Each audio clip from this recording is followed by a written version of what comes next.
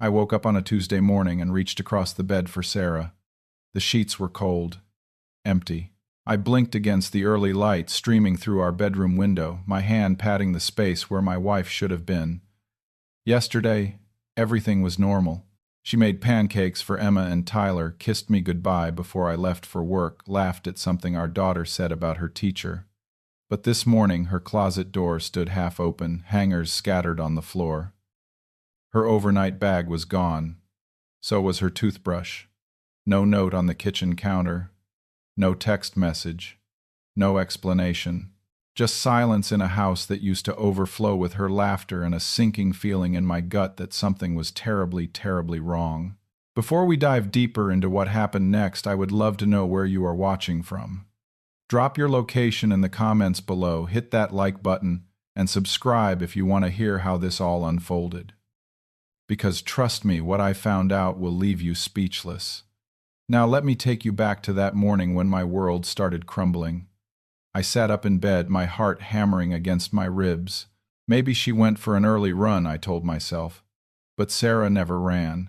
Maybe she went to grab coffee. But her car keys were on the hook by the door. I grabbed my phone from the nightstand, fingers fumbling as I unlocked it. No messages. No missed calls. Nothing. The house felt different. Quieter somehow, like it knew she was gone before I did. I walked down the hallway to the kids' rooms. Emma was already awake, sitting cross-legged on her bed with a book in her lap. She looked up when I opened her door. "Where is Mom?" she asked. 7 years old and already too perceptive for her own good. "She had to leave early for work, sweetheart," I heard myself say. The lie tasted bitter. Tyler was harder. At 5, he did not understand why Mommy was not there to help him pick out his clothes or make his special request for toast cut into triangles. He cried, big tears rolling down his chubby cheeks, and I felt something crack inside my chest. I got them ready for school on autopilot, poured cereal, brushed teeth, tied shoes. The whole time my phone stayed glued to my hand. I checked it every 30 seconds, called Sarah's number 4 times. Each time it went straight to voicemail. That recorded voice, cheerful and so perfectly her asking me to leave a message. After I dropped the kids off, I sat in my truck in the school parking lot and tried to think rationally. Maybe there was a family emergency. Maybe her phone died. Maybe there was a logical explanation that would make sense of the cold bed and the missing bag and the silence. I called her office at Ridgemont Elementary. The secretary, a woman named Dorothy who had known Sarah for years, sounded surprised to hear from me. "Sarah called in sick this morning, Mark," she said. "Is everything all right?" "Sick." Sarah had not been sick yesterday. I tried her best friend next. Jessica picked up on the second ring.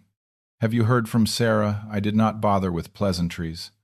"No, why? What happened?" The concern in her voice told me she genuinely did not know. I explained briefly. Jessica promised to call if she heard anything. Then I called her parents in Ohio. Her mother answered, and the confusion in her voice when I asked if Sarah was there made my stomach drop further. "We have not talked to her in about a week, honey." "Is something wrong?" I drove home with my hands gripping the steering wheel so tight my knuckles went white. The house felt even emptier when I walked back inside. I went through every room methodically, taking inventory of what was gone. Her favorite pair of jeans, the comfortable sneakers she wore on weekends, her laptop. When I checked the emergency fund we kept in the top dresser drawer, $300 in cash was missing, but her car was still in the garage. The framed photos of our wedding day still sat on the mantel. Her coffee mug, the one Emma made her for Mother's Day, was washed and sitting in the dish rack. And her wedding ring, that hit me hardest. It sat on her nightstand, the small diamond catching the light. Sarah never took off that ring. Never. I picked it up, felt the weight of it in my palm. 10 years of marriage, 2 kids, a life we built together. And she left it behind like it meant nothing. I found her planner next to the ring. I flipped through the pages looking for anything that might explain this. Dentist appointment, parent-teacher conferences, Emma's soccer practice, Tyler's birthday party at the park. The last entry was from yesterday. Buy milk, call Mom, library books due. Nothing unusual. Nothing that screamed, "I am about to disappear." I was sitting on the edge of our bed, her ring still in my hand, when I noticed the corner of something white peeking out from her jewelry box. I opened the lid. Underneath her tangle of necklaces and earrings was a business card. Dr. Patricia Hewitt, psychiatrist. There was an address across town and a phone number. I turned the card over. On the back, written in Sarah's handwriting, were dates. 6 of them spanning the last 6 months. All Tuesdays. All at 10 in the morning.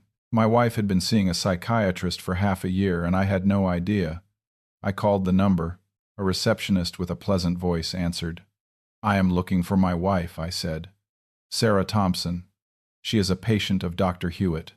"I am sorry, sir, but I cannot share patient information. She is missing. She left yesterday and I cannot find her." There was a pause. "I can confirm that Sarah Thompson has had appointments with Dr. Hewitt, but I cannot discuss anything beyond that." "Have you contacted the police?" I thanked her and hung up. My hands were shaking. Why would Sarah hide this from me? If she needed help, if she was struggling with something, why would she not tell me? But even as I asked myself that question, memories started surfacing. Small moments I had dismissed or ignored.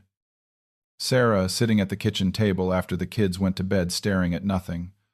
The way she would say, "I am fine," when I asked if something was wrong, but her eyes told a different story. How she had become quieter over the past few months, present but somehow distant. I thought about 2 months ago. I came home late from a job, found the house dark except for a light under the bathroom door. When I opened it, Sarah was sitting on the floor, crying. Not just tears, but the kind of crying that shakes your whole body. "What is wrong?" I had asked, alarmed. "Nothing," she said, wiping her face. "Just hormones. I am fine." And I had believed her. Or maybe I just wanted to believe her because it was easier than dealing with something bigger. The next day I called into work. My boss, a good man who had known me for 12 years, did not ask questions when I told him I had a family emergency. I drove to the police station and filed a missing person report. The officer who took my statement was sympathetic but not particularly hopeful. "She is an adult who packed a bag and left," he explained. "There are no signs of foul play. No indication she was taken against her will." "She left her kids," I said. "She would never just leave her kids. People do unexpected things, Mr. Thompson. Sometimes there are issues in a marriage that one spouse does not see." His words stung because part of me wondered if he was right. Had there been issues I was too blind to notice, I went home and did what I should have done years ago. I really looked at our life together. Not the surface version, the one where we were a happy family with a nice house and healthy kids. I looked deeper. Sarah had seemed sad lately. Not all the time, but in moments when she thought I was not watching. I remembered finding her in the laundry room one afternoon holding one of Tyler's tiny shirts, tears streaming down her face. "You all right?" I had asked from the doorway. She had smiled quickly, brushing away the tears. "Yeah, just being silly. They grow up so fast." I had kissed her forehead and gone back to watching the game. End of discussion. There was the night of our anniversary 2 months ago. I had made reservations at the Italian place she loved. But when I got home from work, she said she was too tired. Could we just order pizza instead? I was disappointed, maybe even a little annoyed, but I agreed. We ate pizza on the couch while the kids played, and I never asked why she was so tired. I just assumed it was work stress. How many times had I assumed instead of asking? How many times had I accepted "I am fine" instead of pushing for the truth? The realization made me feel sick. On the 3rd day, I was going through our bank statements looking for any clue about where Sarah might have gone. That's when I noticed the withdrawals. Small amounts, $50 here, $75 there, scattered over the past 4 months. I added them up. Nearly $2,000. I dug deeper, found some receipts stuffed in the back of a drawer. Riverside Wellness Center was printed at the top of several of them. Payments of $250 made monthly. I grabbed my laptop and searched for Riverside Wellness Center. It was a treatment facility about 2 hours north, near the state border.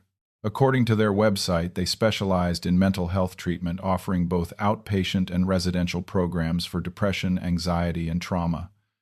My mind was racing. Treatment for what had Sarah been dealing with addiction, and I never noticed, but she barely drank, and I had never seen any signs of drug use. I went back to our bedroom, started searching more carefully. In her nightstand drawer, I found prescription bottles, lorazepam, sertraline, both prescribed by Dr. Hewitt. The dates on the labels were recent, refilled monthly, anxiety medication, antidepressants. I sat on the floor of our bedroom, surrounded by evidence of a struggle I had been completely oblivious to, and felt like the worst husband in the world. There was a knock at the front door. Through the window, I could see Jessica's car in the driveway. I let her in, and from the look on her face, I knew she had something to tell me. "I need to talk to you," she said, not quite meeting my eyes. We sat at the kitchen table. Jessica twisted her hands together, clearly wrestling with something. "I should have told you sooner," she started. "But Sarah made me promise not to say anything, and I thought she would work through it. I did not think she would just leave." "Tell me what." Jessica took a deep breath. "Sarah has been struggling, really struggling. She told me about 3 months ago. She said she felt like she was drowning, like she could not breathe. She was having panic attacks, dark thoughts. She felt like she was failing you and the kids." The words landed like punches. "She has had postpartum depression since Tyler was born," Jessica continued. "She never really dealt with it, just pushed through. But it has been getting worse. She told me she felt like she was breaking apart, like she could not hold it together anymore. Why did she not tell me?" My voice came out hoarse. "She was scared. Scared you would think she was weak. Scared you would not understand. She kept saying she should be happy. She had everything she wanted, so why did she feel so empty?" I put my head in my hands. I could have helped her. I would have done anything. I know. I told her that. I begged her to talk to you. But she was convinced she had to handle it alone. Jessica reached into her purse and pulled out an envelope. "She gave me this 2 weeks ago. She said it was just in case. I did not know what she meant until you called me."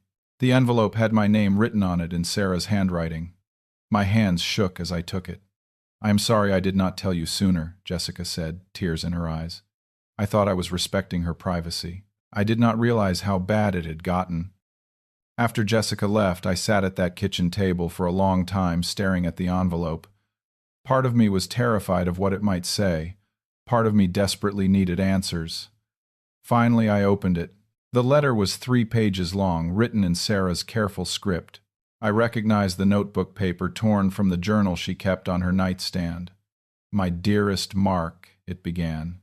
"If you are reading this, it means I finally did what I have been too scared to do for months. I checked myself into Riverside Wellness Center for intensive inpatient treatment. I am so sorry I could not tell you in person. I am sorry I left without explaining. But if I had to look into your eyes and tell you how broken I feel, I do not think I could have gone through with it. I have been drowning, Marc. Since Tyler was born, maybe even before, I have felt like I am underwater, trying to reach the surface but never quite making it. At first it was manageable. I could push through the bad days, fake smiles for the good ones. But over the past year, it has gotten so much worse. There are days when getting out of bed feels impossible. When making breakfast for the kids requires every ounce of energy I have. When I look at Emma and Tyler and feel this overwhelming love, but also this terrifying fear that I am not enough for them, that they deserve better than a mother who cries in the bathroom and pretends everything is fine. I started seeing Dr. Hewitt 6 months ago. I wanted to tell you, but I was so ashamed. What kind of mother feels this way? What kind of wife cannot just be grateful for her beautiful family and happy life? I kept thinking I should be able to fix this myself. That if I just tried harder, if I was stronger, I could make these feelings go away. But they did not go away. They got worse. The panic attacks started 3 months ago. The dark thoughts came next. And Marc, I got scared. Really scared. Not of hurting myself, but of what I might become if I did not get help. Of Emma and Tyler growing up with a mother who is just a shell going through the motions, but not really there. I researched treatment centers for weeks. Riverside specializes in what I am dealing with. They have a 28-day intensive program. When I called them, the woman I spoke to made me feel like maybe, just maybe, I could get better. But she said I needed to commit fully. No distractions. No splitting my focus between getting well and being everything to everyone. I left my wedding ring because I felt like I did not deserve to wear it while I felt so broken. Like I was not being the partner you deserved. I plan to come back when I am whole again, when I can be the wife and mother you all need me to be. I know this is selfish. I know leaving without explanation will hurt you, and I am so sorry for that. But I also know that if I told you, you would have tried to talk me out of it. You would have said we could handle it together, that I did not need to go away. And I would have listened because I always listened to you, and I would have stayed, and I would have kept getting worse. I love you so much it physically hurts. I love Emma and Tyler more than life itself. That is why I have to do this. Because they deserve a mom who is present, who is healthy,